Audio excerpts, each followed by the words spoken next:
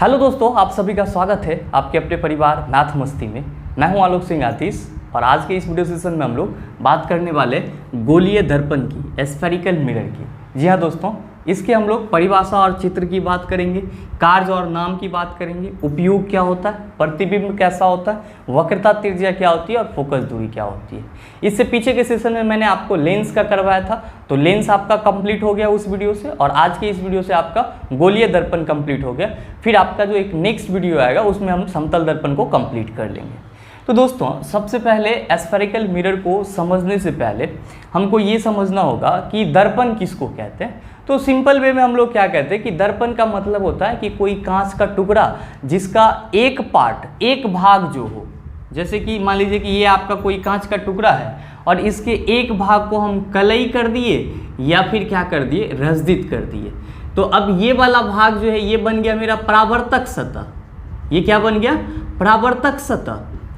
और ये वाला पार्ट जो है वो क्या, कौन सा हो गया आपका, अपारदर्शी या रजदित किया हुआ सतह। रजदित अगर बोले तो पारा से हम लोग करते हैं, ठीक है।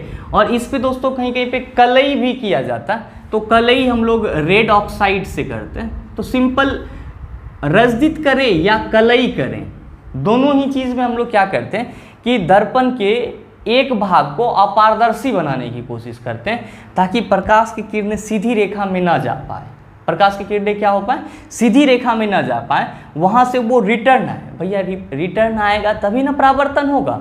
और जब भी आपसे दर्पण पूछा जाए या दर्पण से संबंधित कोई भी चीज पूछा जाए तो आप कहेंगे दर्पण में परावर्तन होता है। दर्पण में क्या होता है, परावर्तन होता है। और जब लेंस पूछा जाए तब आप कहेंगे कि लेंस में अपवर्तन होता है, ठीक है। तो परावर्तक सतह ये आपका हो गया, मतलब यहाँ से प्रकाश की किरणें परावर्तित होगी। और ये वाला पार्ट रजदित या कलई किया हुआ रहता है। रजदित बोलेगा तो पारा से करते हैं जिसको हम लोग मरकरी बोलते हैं, और कलई करे तो रेड ऑक्साइड का यूज करते हैं हम लोग। किसका यूज करते हैं, रेड ऑक्साइड का। और रेड ऑक्साइड क्या होता है, तो Fe2O3 आयरन ऑक्साइड को ही हम लोग क्या कहते हैं, रेड ऑक्साइड कहते हैं। ये एज अ पिगमेंट के रूप में उपयोग किया जाता है। एक चीज और, अच्छा ये आपको देखने से लग रहा होगा कि सर ये तो समतल दर्पण है लेकिन आप पढ़ा रहे हैं गोलीय दर्पण। हाँ, बताने के लिए वो किए थे। अब गोलीय दर्पण भी आप समझ जाइएगा क्या, कि गोलीय दर्पण जो होता है वो किसी गोलीय पृष्ठीय सतहों से बना होता है। मैंने क्या बोला कि कोई भी जो गोलीय दर्पण होता है वो गोलीय पृष्ठीय सतहों से बना हुआ रहता है। तो सिंपल वे में आप क्या कहेंगे कि गोलीय पृष्ठीय सतहों से बना हुआ दर्पण गोलीय दर्पण कहलाता है। अब आप कहेंगे सर ये कैसे हो जाएगा, तो देखिए कि गोलीय दर्पण हमने बोला कि किसी गोलीय पृष्ठीय सतह से बना होगा। तो ये आपका गोला है। अब इस गोला को क्या किए कि हम दो पार्ट में डिवाइड कर दिए। कितने पार्ट में डिवाइड कर दिए, दो पार्ट में डिवाइड कर दिए। हमने बोला दर्पण तभी बनेगा जब कांच का जो पार्ट होगा या कांच का जो टुकड़ा होगा एक पार्ट उसका रजदित या कलई कर दिया जाए। तो हम इसका क्या करते हैं कि इसके बल्गिंग आउट, ये उभरा हुआ पार्ट आप देख रहे हैं ना, इसको हम रजदित कर दिए। और दूसरे पार्ट को हम क्या करते हैं कि उसके अंदर वाले पार्ट से हम रजदित कर देते हैं। अब यहाँ पे रजदित कर दिए। दोस्तों, अब ये आपका गोलीय दर्पण दो पार्ट में डिवाइड हो गया। ये जो पूरा गोला था ये कितने पार्ट में डिवाइड हो गया, दो पार्ट में। और इसको हम लोग क्या बोलते हैं, इसको हम लोग बोलते हैं अवतल दर्पण। इसको हम लोग क्या बोलते हैं, अवतल दर्पण। और इसको अंग्रेजी में क्या कहते हैं, कनकेव मिरर। क्या कहते हैं, कनकेव मिरर। और इसको हम लोग कहते हैं उत्तल दर्पण। इसको क्या कहते हैं हम लोग, उत्तल दर्पण। और इंग्लिश में कन्वेक्स मिरर। कौन सा मिरर, कन्वेक्स मिरर। मतलब क्या हुआ कि अब आप क्या कहेंगे कि सर गोलीय दर्पण दो टाइप के होते हैं। पहला कौन, अवतल दर्पण, और दूसरा कौन, उत्तल दर्पण।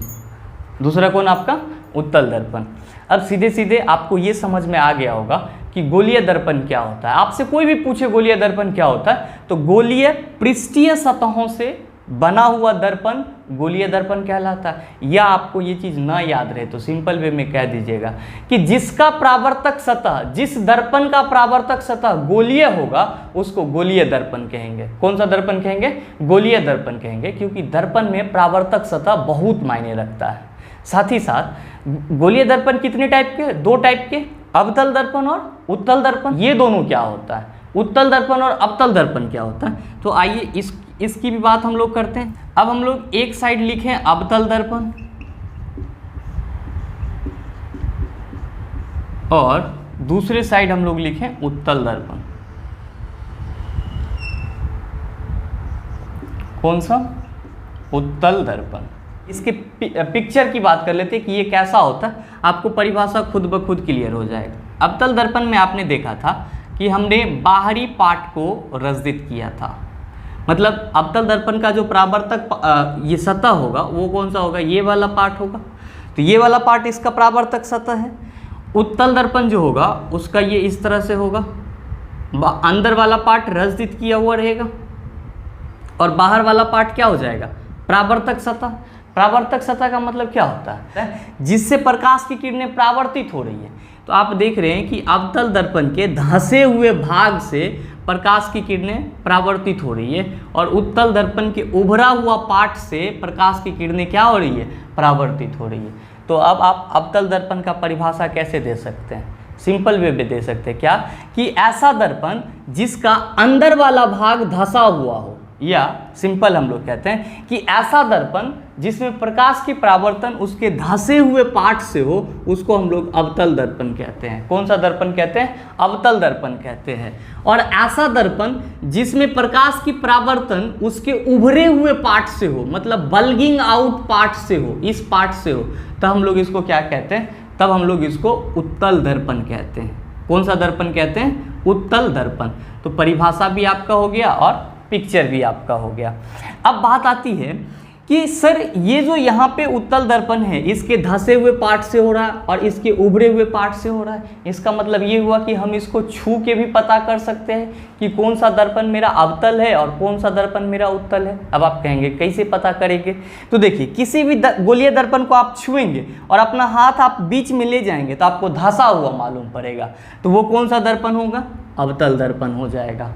अब फिर नेक्स्ट, किसी भी दर्पण पे गए और बीच में जैसे ही गए तो आपको कुछ उठा हुआ मालूम पड़ता है या उभरा हुआ मालूम पड़ता है, तो आप कौन सा दर्पण रेफर करेंगे? तो आप कहेंगे उत्तल दर्पण है। कौन सा दर्पण है? उत्तल दर्पण है। दोस्तों उम्मीद करते हैं ये चीज़ आप समझ पा रहे होंगे। नेक्स्ट हम बात करते हैं कि इसका और एक सबसे इम्पोर्टेंट चीज़ होता है कि कार्य और नाम, मतलब इसका कार्य क्या होता है। तो दोस्तों आपको मैं बता दूं कि अवतल दर्पण अभिसारी दर्पण कहलाता है, जबकि उत्तल दर्पण आपका अपसारी दर्पण कहलाता है। टेंशन लेने की कोई बात नहीं है। इससे पीछे के क्लास में भी मैंने आपको अपसारी और अभिसारी इस दोनों पे डिस्कशन करा था। अभिसारी का मतलब क्या होता है कि ये प्रकाश की किरणों को एक बिंदु पर केंद्रित करेगा। अब आप बोलेंगे कैसे केंद्रित करेगा? तो देखिए कि ये मान लीजिए कि दर्पण का मुख्य अक्ष है P और C, यहाँ पे इसका फोकस दूरी हो जाएगा या फोकल लेंथ बोलते हैं।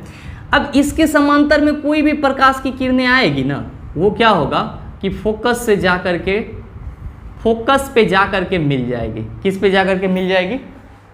फोकस पे जाके मिल जाएगी। तो आप क्या देख पा रहे हैं कि आप देख पा रहे हैं कि अवतल दर्पण में सारी प्रकाश की किरणें एक क्या हो जा रही है? केंद्रित हो जा रही है। और केंद्रित होना, इसी के लिए हम लोग इसको क्या कहते हैं कि ये अभिसारी दर्पण है। कौन सा दर्पण है? अभिसारी दर्पण है, कन्वर्जिंग मिरर है।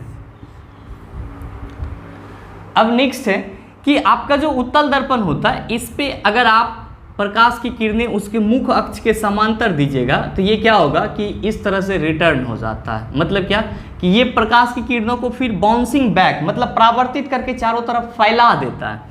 तो फैला रहा है, इसको हम लोग कौन सा दर्पण बोलेंगे? अपसारी दर्पण बोलेंगे। कौन सा दर्पण? अपसारी। इसका इंग्लिश पता है आपको, क्या कहते हैं इसको? डाइवर्जिंग मिरर कहते हैं। कौन सा क्या मिरर कहते हैं हम लोग इसको? Diverging mirror. और इसको हम लोग क्या कहते हैं? Converging mirror. क्यों कहते हैं? अवतल दर्पण जो है उसके मुख्य अक्ष के समांतर कोई भी प्रकाश की किरण आती है तो वो अपने फोकस बिंदु पर जाकर के सारे प्रकाश की किरणों को क्या कर देती है? केंद्रित कर देती है। इसीलिए हम लोग अवतल दर्पण को अभिसारी दर्पण बोलते हैं। और उत्तल दर्पण क्या करती है कि प्रकाश की किरणों को फैला देती है, तो हम लोग उत्तल दर्पण को अपसारी दर्पण बोलते हैं। अब दोस्तों जनरली जब हम लोग इसके यूज की बात करते हैं किसकी बात करते हैं हम लोग? उपयोग की बात करते हैं तो क्या कहते हैं? आप यहाँ पे देख रहे हैं कि अवतल दर्पण जो है ये सारे प्रकाश की किरणों को एक बिंदु पर जाकर के केंद्रित कर देती है, और केंद्रित जहाँ पे प्रकाश क्या है आपका? प्रकाश एक प्रकार की ऊर्जा है, प्रकाश भी ऊष्मा उत्पन्न करती है, और इसीलिए ना अवतल दर्पण का उपयोग हम लोग सोलर कुकर में करते हैं, क्योंकि सूर्य से आ रही जितने भी समांतर प्रकाश किरणें हैं वो एक बिंदु पर जाकर के केंद्रित हो जाती है, तो उसका ताप बढ़ जाता है, जिसके चलते हम लोग का जो सोलर कुकर में खाना होता है वो आसानी से पक जाता है। तो चूंकि अवतल दर्पण में किरणों को एक जगह केंद्रित करने का गुण है, इसीलिए अवतल दर्पण का उपयोग किस में किया जाता है? सोलर कुकर में किया जाता है। किस में किया जाता है? सोलर कुकर में किया जाता है। एक चीज़ और ध्यान देंगे, मैंने बोला कि ये सारे प्रकाश की किरण को केंद्रित कर देता है। अगर आपको कान में कभी दर्द हुआ होगा या नाक में कुछ हुआ प्रॉब्लम होगा या गला में, तो आप लोग किसके पास जाते हैं? तो आप कहते हैं सर ENT डॉक्टर के पास जाते हैं, ईयर नोज थ्रोट वाले डॉक्टर के पास जाते हैं। मतलब क्या कि कान, नाक और गला वाले डॉक्टर के पास जाते हैं। उसके पास जैसे ही आप जाते हैं तो वो आपके कान, नाक और गला को ऑब्जर्व करने के लिए अपने आँख पे ये इस टाइप का ऐसे अपने हेड में लगाया हुआ रहता है, और ये इस टाइप का एक रहता है, उसको वो अपने आँख में ऐसे करके आपको देखेगा। तो वो जो उसका डिस्क होता है उस पे अवतल दर्पण लगे होते हैं। काहे कि जो बल्ब से प्रकाश आती है उसको वो एक बिंदु पर केंद्रित करके सीधे आपके कान में उस लाइट को भेज देता है, तो आपके कान के अंदर में जो कुछ भी प्रॉब्लम होते हैं वो डॉक्टर को दिख जाता है। इसीलिए ENT का डॉक्टर भी किसका उपयोग करते हैं?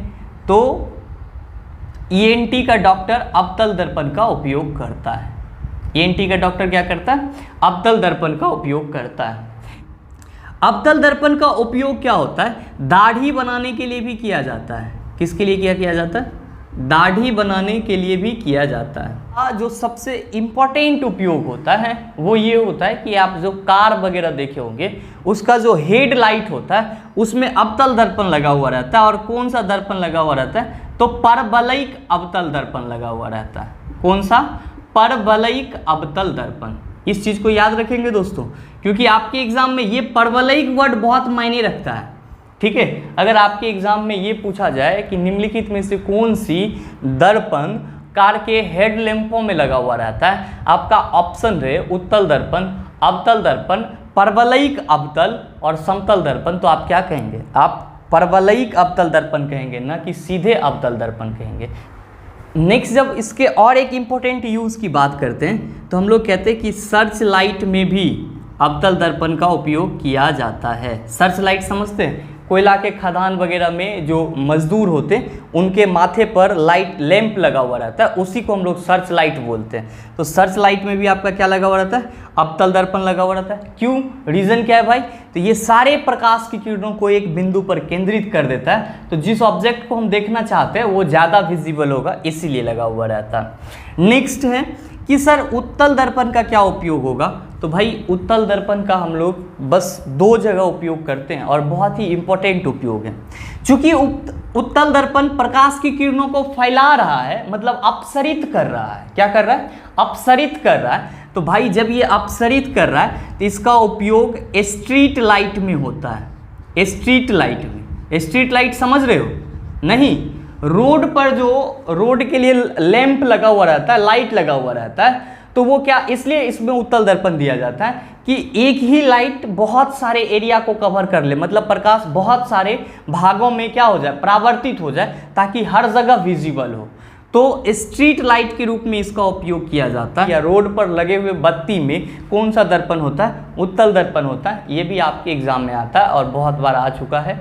नेक्स्ट है कि उत्तल दर्पण का सबसे बढ़िया उपयोग जो होता है वो मोटर गाड़ियों के साइड मिरर के रूप में होता है। किसके रूप में होता है? साइड मिरर के रूप में होता है।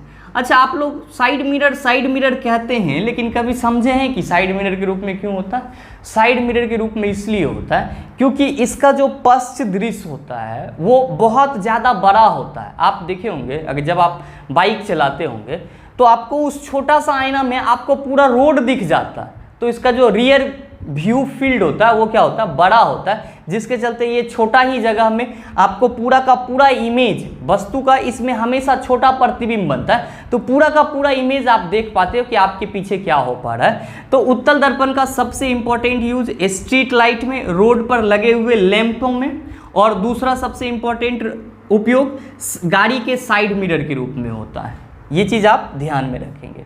नेक्स्ट है कि इसमें प्रतिबिंब कैसा बनता है, इमेज कैसा बनता है। दोस्तों जब आप इमेज की बात करते हो तो मैंने आपको इसके पीछे सेशन लेंस वाले में बताया था कि जो इमेज होते हैं वो दो टाइप के होते हैं, वास्तविक और काल्पनिक। तो वास्तविक हमेशा उल्टा बनता है जबकि काल्पनिक हमेशा सीधा बनता है। तो अवतल दर्पण सामान्यतः क्या करते हैं, वास्तविक और उल्टा प्रतिबिंब बनाता है। वस्तु का कैसा प्रतिबिंब बनाता है, वास्तविक और उल्टा। लेकिन एक कंडीशन में भी ये क्या, एक कंडीशन में ये काल्पनिक भी बनाता है, तो उसको इग्नोर करेंगे, लिखेंगे जनरली हम लोग क्या कि सामान्यतः अवतल दर्पण वास्तविक और उल्टा प्रतिबिंब बनाता है, और साथ ही साथ इसकी प्रकृति होती है कि ये हमेशा वस्तु से बड़ा या वस्तु के बराबर प्रतिबिंब बनाने का कोशिश करता है। तो आप ये चीज़ लिख सकते हैं कि इसमें वस्तु से बड़ा प्रतिबिंब भी बनता है। जबकि उत्तल दर्पण जो होता है आपका वो क्या होता है कि हमेशा आभासी और सीधा प्रतिबिंब बनाता है। कैसा प्रतिबिंब बनाता है, आभासी और सीधा। और सबसे इंपॉर्टेंट बात याद रखेंगे, आपके एग्जाम में ये चीज़ पूछा जाता है कि आभासी, सीधा और वस्तु से छोटा प्रतिबिंब कौन बनाता है, तो उत्तल दर्पण बनाता है। तो उत्तल दर्पण की ये नेचर होती है कि वो हमेशा वस्तु से छोटा प्रतिबिंब बनाता है, जबकि अवतल दर्पण की नेचर होती है कि वो हमेशा वस्तु से बड़ा प्रतिबिंब बनाता है। एक चीज़ और आप याद रख सकते हैं इसमें, ये आपका ये क्वेश्चन अगर है कि निम्नलिखित में से किस दर्पण में वस्तु का प्रतिबिंब, आभासी प्रतिबिंब दर्पण के पीछे बनता है, तो आप कहेंगे अवतल दर्पण में वस्तु का आभासी प्रतिबिंब दर्पण के पीछे बनता है। अब है नेक्स्ट, इसकी वक्रता त्रिज्या क्या होगी, इसकी किसकी, अवतल दर्पण की वक्रता त्रिज्या और फोकस दूरी क्या होगी। तो ध्यान में रखेंगे कि अवतल दर्पण की वक्रता त्रिज्या और फोकस दूरी धनात्मक होती है। क्या होती है, धनात्मक, ये भी धनात्मक, और इसकी दोनों ही चीज़ें क्या होती है, ऋणात्मक होती है। दोनों ही चीज़ें क्या होती है, ऋणात्मक होती है। एक बात गौर कीजिएगा, आपको ये जो पूरा चार्ट आप पढ़ रहे हैं तो आपको न लग रहा है कि लेंस भी तो हमने इसी तरह बताया था। जी सर, लेंस भी हमने आपको इसी तरह बताया था। वहाँ पे ध्यान देने वाली बात ये है कि अवतल दर्पण, उत्तल दर्पण, अवतल लेंस और उत्तल लेंस, तो जो प्रॉपर्टीज अवतल दर्पण का होता है वो प्रॉपर्टीज उत्तल लेंस का होता है। क्या किसका होता है, उत्तल लेंस का। और जो प्रॉपर्टीज उत्तल दर्पण का होता है वही प्रॉपर्टीज अवतल लेंस का होता है। वही प्रॉपर्टीज किसका होता है, अवतल लेंस का होता है, जस्ट उल्टा होता है। तो ये चीज़ याद रखिएगा। अब सबसे इंपॉर्टेंट ये दोनों पॉइंट को आप ध्यान में रखिएगा कि अवतल दर्पण की फोकस दूरी और वक्रता त्रिज्या दोनों ही क्या होगी, धनात्मक, जबकि उत्तल दर्पण की फोकस दूरी और वक्रता त्रिज्या क्या होगी, ऋणात्मक होगी। आप इस चीज़ को आप अच्छे से समझ पाए होंगे। अब इससे संबंधित क्वेश्चन किस टाइप से पूछे जाते हैं, आइए उसको भी देख लेते हैं हम लोग। अब इससे संबंधित हम लोग क्वेश्चन भी कर लेते हैं, और ये सारे क्वेश्चन आपके बहुत पुराना नहीं है, 2017-18 रेलवे और एसएससी के एग्जाम में आए हुए क्वेश्चन। देखिए पहला क्वेश्चन आपसे क्या पूछा है कि किसी वस्तु का आवर्धित और आभासी प्रतिबिंब, आवर्धित का मतलब होता है बड़ा और आभासी का मतलब होता है काल्पनिक, प्राप्त करने के लिए प्रयोग किया जाता है। अब आप देखिए मैंने इस चीज़ का डिस्कशन अभी जस्ट किया भी है। आपसे पूछा है कि कोई भी वस्तु का बड़ा और काल्पनिक प्रतिबिंब, आपको पता है जनरली हम लोग याद करके रखते हैं कि वस्तु जब आप कोई भी दर्पण जब आभासी प्रतिबिंब बनाती है तो वो हमेशा छोटा होती है, लेकिन नहीं, जस्ट मैंने आपको पीछे बताया भी था कि अवतल दर्पण में एक सिचुएशन ऐसा होता है जो दर्पण के पीछे प्रतिबिंब बनता है और वो प्रतिबिंब वस्तु से बड़ा होता है, मतलब आवर्धित होता है, लेकिन प्रतिबिंब कैसा होता है, काल्पनिक होता है। तो आपका इस क्वेश्चन का सही आंसर क्या हो जाएगा, ऑप्शन नंबर सी हो जाएगा, अवतल दर्पण। दृश्य का एक अति व्यापक क्षेत्र किस दर्पण से अवलोकित होता है, अभी जस्ट मैंने इसकी भी डिस्कशन करा है कि दृश्य का अति व्यापक क्षेत्र जो आपके मोटर कार में साइड मिरर के रूप में दर्पण उपयोग किए जाते हैं, उसका जो दृश्य होता है उसका वो जो उसका क्षेत्र होता है, दृश्य क्षेत्र, वो क्या होता है कि बड़ा होता है। अति व्यापक का मतलब क्या हुआ, बड़ा होना, जिसके चलते वो पीछे की सारी वस्तु को आसानी से देख पाती है। तो आपका कौन सा दर्पण हो जाएगा, आप कहेंगे सर उत्तल दर्पण हो जाएगा। नेक्स्ट है कि निम्न में से कौन सा सदा वस्तु की छोटी छवि बनाएगा जो उसके सामने रखी जाए। देखिए ये क्वेश्चन भी आपसे पूछ दिया कि कौन सा ऐसा दर्पण है जो हमेशा वस्तु का छोटा प्रतिबिंब बनाएगा जब वस्तु को उसके सामने रखा जाए। तो भाई उत्तल दर्पण ही ऐसा दर्पण है जो हमेशा वस्तु का क्या करता है, छोटा प्रतिबिंब बनाता है, और अवतल दर्पण जो है वो क्या करता है, वस्तु का बड़ा प्रतिबिंब बनाता है। आइए इससे संबंधित कुछ और भी क्वेश्चन है उसको भी देख लेते हैं हम लोग कि अवतल दर्पण द्वारा पर्दे पर बनने वाला प्रतिबिंब को क्या कहा जाता है। देखिए प्रतिबिंब दो टाइप के, वास्तविक प्रतिबिंब और काल्पनिक प्रतिबिंब। वास्तविक प्रतिबिंब को ही हम पर्दा पर प्राप्त कर सकते हैं, काल्पनिक प्रतिबिंब पर्दा पर प्राप्त नहीं होता। और अवतल दर्पण की ये हमेशा खासियत होती है कि वो वास्तविक वस्तु से बड़ा और उल्टा प्रतिबिंब बनाता है। तो आपसे पूछा है कि अवतल दर्पण द्वारा पर्दे पर बनने वाला प्रतिबिंब को क्या कहा जाता है, तब वास्तविक और उल्टा कहा जाता है। वाहनों के अग्रदीपों, अग्रदीप का मतलब हुआ हेडलाइट, हेडलाइट में किस प्रकार के दर्पण का इस्तेमाल किया जाता है। तो आप लोग सीधे अवतल दर्पण ना कह देंगे, अभी जस्ट मैंने आपको बताया भी है, आप कहेंगे परवलयी अवतल दर्पण। कौन सा दर्पण, परवलयी अवतल दर्पण। सोलर कुकर में उपयोग होने वाला दर्पण कौन सा है, सोलर कुकर में कौन सा दर्पण उपयोग होता है, तो अवतल दर्पण उपयोग होता है। क्यों भाई, तो अवतल दर्पण की खासियत होती है कि ये सूर्य से आने वाली प्रकाश की किरणों को एक बिंदु पर जाकर के केंद्रित कर देता है, इसीलिए सोलर कुकर में अवतल दर्पण का उपयोग किया जाता है। दोस्तों एक और भी बहुत ही इंपॉर्टेंट क्वेश्चन है उसको भी हम लोग देख लेते हैं कि दर्पण विशेष के सामने खड़ा होने पर या खड़े होने पर मनुष्य को अपना सिर और शरीर वास्तविक आकार से छोटा दिखाई देता है। कोई दर्पण है उसके सामने जब कोई व्यक्ति खड़ा होता है तो उसका जो सिर है और जो शरीर है वो उसके वास्तविक आकार से कैसा दिखाई पड़ रहा है, छोटा दिखाई पड़ रहा है, जबकि टांगें वास्तविक आकार की दिखाई देती है। जबकि टांग जो है वो कैसा दिखाई दे रहा है, वास्तविक आकार का। तो कह रहा है कि दर्पण के अंशों की शेप कैसी होगी, मतलब दर्पण का पूरा जो कंपोनेंट्स है उसका शेप कैसा होगा। अब देखिए कि ये क्वेश्चन आपसे तभी बनेगा जब आप ये जान रहे हो कि अवतल दर्पण में हमेशा वस्तु का वास्तविक और बड़ा प्रतिबिंब बनता है, ये जान रहे हो। और दूसरा चीज आप ये जान रहे हो कि उत्तल दर्पण से हमेशा आभासी और छोटा प्रतिबिंब बनता है। और तीसरा जब आप ये जान रहे हो कि समतल दर्पण में हमेशा वस्तु के आकार का प्रतिबिंब बनता है। ये तीन चीज जानना आपका जरूरी है, ये क्वेश्चन आसानी से बन जाएगा। आपसे पूछा है कि दर्पण के विशेष के सामने खड़े होने पर मनुष्य को अपना सिर और शरीर वास्तविक आकार से छोटा दिखाई दे रहा है। वास्तविक आकार से कैसा दिखाई दे रहा है, छोटा दिखाई पड़ रहा है, जबकि टांगे वास्तविक आकार की दिखाई पड़ रही है। जबकि टांग कैसा दिखाई पड़ रहा है, वास्तविक आकार की दिखाई पड़ रहा है। तो आप देखिए कि कौन सा ऐसा दर्पण है जिसमें वास्तविक आकार से छोटा प्रतिबिंब बनता है, तो आप कहेंगे सर उत्तल दर्पण। कि पहला क्या कह रहा है क्वेश्चन कि सिर और शरीर उसको वास्तविक आकार से छोटा दिखाई दे रहा है, तो ऊपर वाला दर्पण क्या होगा, उत्तल। ऊपर वाला दर्पण क्या हो गया, उत्तल। अब कह रहा है कि जबकि टांगे वास्तविक आकार की दिखाई दे रही है, मतलब सेम साइज का, तो समतल दर्पण। समतल दर्पण में क्या होता है कि वस्तु का प्रतिबिंब वस्तु के आकार का ही होता है। आपका ऑप्शन नंबर क्या हो जाएगा, सी हो जाएगा। उम्मीद करते हैं दोस्तों यहाँ तक की सारी चीज़ें आप अच्छे से समझ पाए होंगे। अगर आपको वीडियो अच्छा लगा होगा तो वीडियो को लाइक कीजिएगा, शेयर कीजिएगा, और हाँ अगर चैनल पे नए हैं तो चैनल को सब्सक्राइब करके बेल आइकन दबा लीजिएगा, ताकि इस तरह के एग्जाम रेलेवेंट वीडियो सबसे पहले आपके पास पहुँचे और आप उसका भरपूर फायदा उठा पाएँ।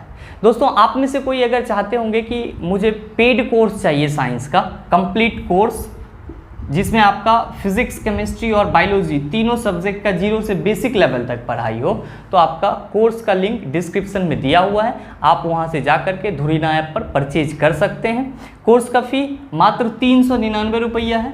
और साथ ही साथ दोस्तों अगर आपको कोर्स परचेज करने में कोई परेशानी आ रही है तो आप एक नंबर नोट कर लीजिए, इस पर आप संपर्क कर सकते हैं 62 99 34 0 750। मिलते हैं हम लोग फिर अगले वीडियो सेशन में, तब तक के लिए best of luck, thank you, have a nice day.